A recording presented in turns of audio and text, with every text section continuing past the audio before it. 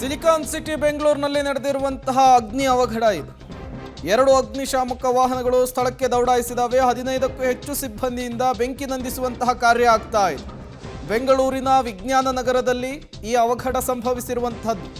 Furnitures ಅಂಗಡಿಗೆ ಆಕಸ್ಮಿಕವಾಗಿ ಬೆಂಕಿ ತಗುಲಿದೆ.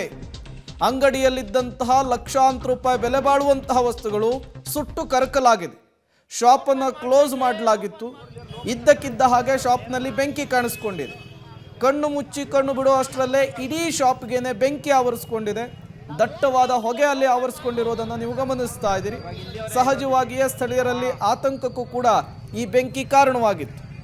ಈ ವಿಚಾರ ಗೊತ್ತಾಗ್ತಾ ಇದ್ದ ಹಾಗೆ ಸ್ಥಳಕ್ಕೆ ಅಗ್ನಿಶಾಮಕ ದಳದ ಸಿಬ್ಬಂದಿಗಳು ಬಂದಿದ್ದಾರೆ. ನಿರಂತರವಾಗಿ ಬೆಂಕಿ ನಂದಿಸುವಂತಹ ಕೆಲಸವನ್ನು ಮಾಡ್ತಾ ಇರುವಂಥದ್ದು. ಪ್ರಾಥಮಿಕವಾಗಿ ಸಿಗ್ತಾ ಇರುವ ಮಾಹಿತಿಯ ಪ್ರಕಾರ ಒಳಗಿದ್ದಂತಹ ಫರ್ನಿಚರ್ ಸುಟ್ಟು ಕರಕಲಾಗಿದೆ ಎನ್ನುವಂತಹ ಮಾಹಿತಿ ಸಿಗ್ತಾ ಇದೆ.